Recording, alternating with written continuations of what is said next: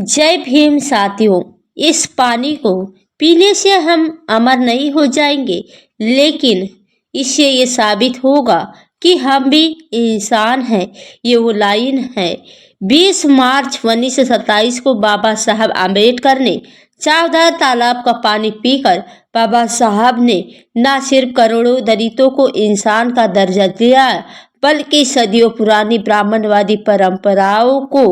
उन्होंने क्रांति का बिगुल भी फूंक दिया। कोलंबो जिले में महाड़ में स्थित चावदार तालाब में मुसलमान पारसी सभी पानी पी सकते हैं और यहाँ तक कि पशु और कुत्ते भी तालाब का पानी पी सकते हैं। इन दलितों को इस पानी को छूने की अनुमति नहीं थी और अंग्रेज शासनकाल के दौरान साल 1924 में महाराष्ट्र के समाज सुधारक एस बोले कि बंबई विधानमंडल में एक विधेयक पारित करवाया जाए, जिसके सरकार द्वारा संचालित संस्थाओं, अदालत और स्कूल, चिकित्सालय और पनघट और तालाब आदि सार्वजनिक स्थलों पर अछूतों को प्रवेश और उनका उपयोग करने का आदेश दिया गया और सवर्ण हिंदुओं ने नगर पालिका के आदेश को मानने से इनकार कर दिया था। विलायक ने अपनी पढ़ाई पूरी करके लौटे बाबा साहब आम्बेडकर उन दिनों दलितों शोषितों के बीच जागरूक और संगठन के काम में जुटे थे।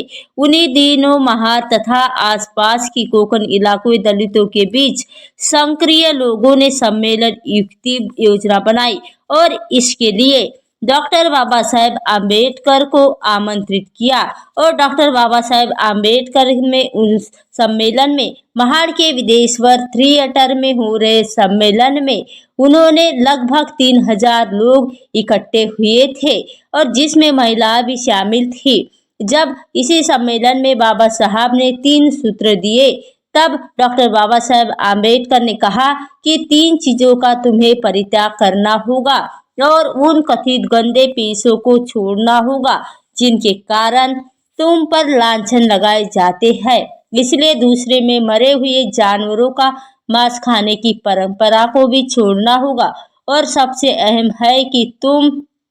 सब लोग मानसिकता से मुक्त हो जाओगे और तुम अछूत हो जाओगे। इस सम्मेलन में लोगों से बाबा साहेब आम्बेडकर ने ये भी कहा कि हम यहाँ इसलिए नहीं आए हैं कि हम अपने हक के लिए और हमें पानी पीने के लिए नहीं होता, तो क्या हम यहाँ इसलिए आए हैं कि जागीरदार कहलाने के लिए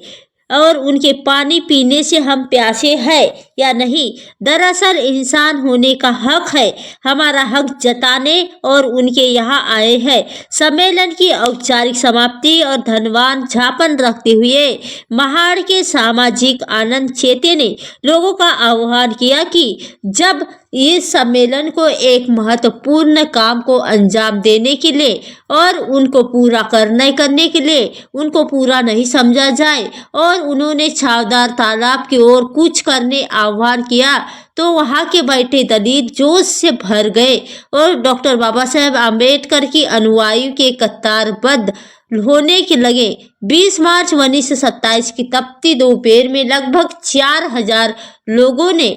चावदार तालाब की ओर कूच किया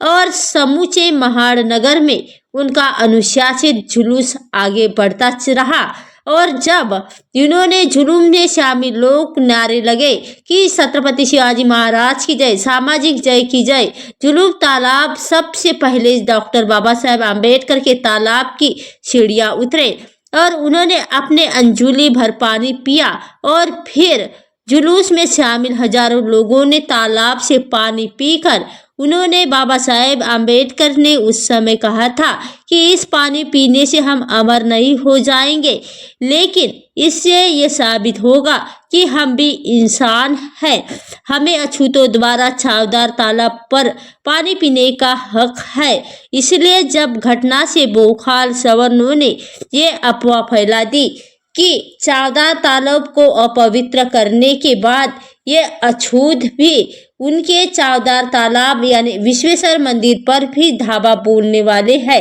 सवर्णों ने झुंड बनाकर लाठी डंडों से आंदोलनकारियों पर हमला कर दिया तब बुरी तरह से दलितों को पीटा भी गया और सैकड़े दलित घायल भी हुए। और लेकिन बाबा साहेब आम्बेडकर ने लोगों को धैर्य बरतने के लिए कहा और सलाह दी। जब उन्होंने कहा हमें प्रतिघात नहीं करना चाहिए, जन समुदाय के अपने नेता की बात मान ली और दूसरी तरफ सवर्णों ने अछूतों को छूने से